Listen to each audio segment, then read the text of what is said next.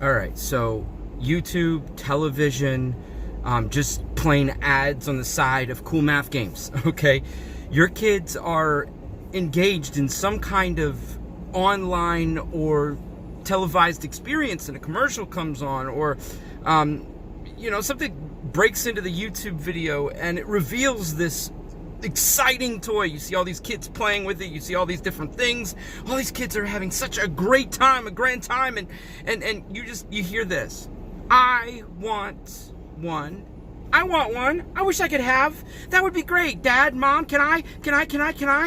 And next thing you know, like, all of a sudden your child is begging for that thing that they have to have. Why? Because they look at the individual who's playing with it and they want what that individual has. They think what that individual has, they think what the enjoyment and the pleasure and the thrill that child has could be their enjoyment, their pleasure, their thrill, if they could just have that thing, if they could just have that one thing. It's jealousy. It's jealousy. We're all controlled by it, right? I mean, it's the commercials that we see. It's the different advertisements we see on Facebook or social media. Even Instagram's in it. You're going down and all of a sudden this ad pops up and you're like, "Ooh, that's cool. I'd like that." You click on it and all of a sudden it's like $400. You're like, "What? That's crazy. I don't even..." And it's like, the thing that's crazy is that there's these algorithms that study our movements and motions on these social media platforms, and then you find out that the things that you have a more inclined desire to, the things that you have a more inclined desire to are the advertisements that you see most frequently. That's problematic for me, but whatever, so we're jealous.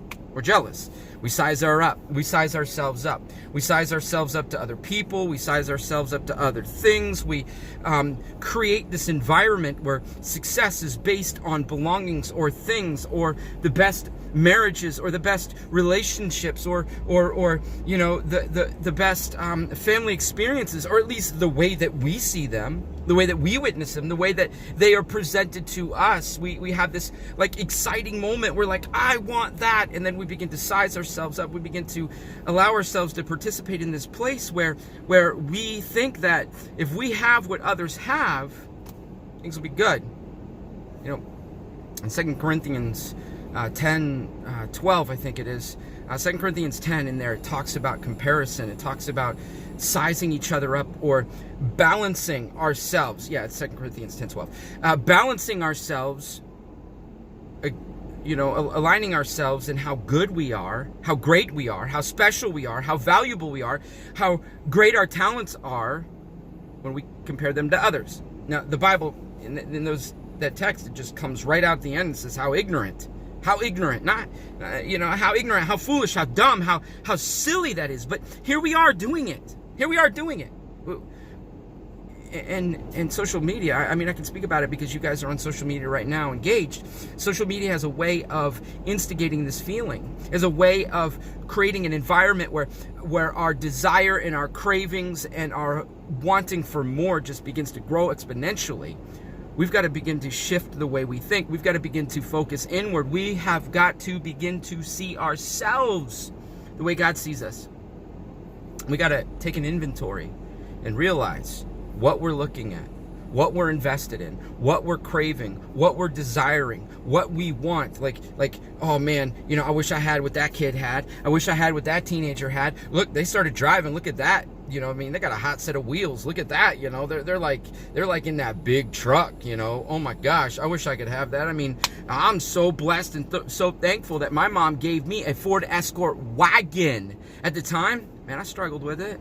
I mean, who does Jesus see you as? Who does Jesus see you as? I still struggle with that when I look at other things around me and I think, wow, somebody has it better than I do. I still struggle with that, but we can't size ourselves up in relation to someone else. We can't compare ourselves in a skill set, because just because they have a skill set that we desire or we want doesn't mean that we don't have skill sets. Not that they want, but the skill sets that they don't have. Each one of us has been specifically given gifts to use. Guys, man, don't let jealousy take off with you. Don't let it control you. Don't let it hinder you. Don't let it have a hold of you, because it will destroy your life. It will create pain and suffering and struggle. I love you.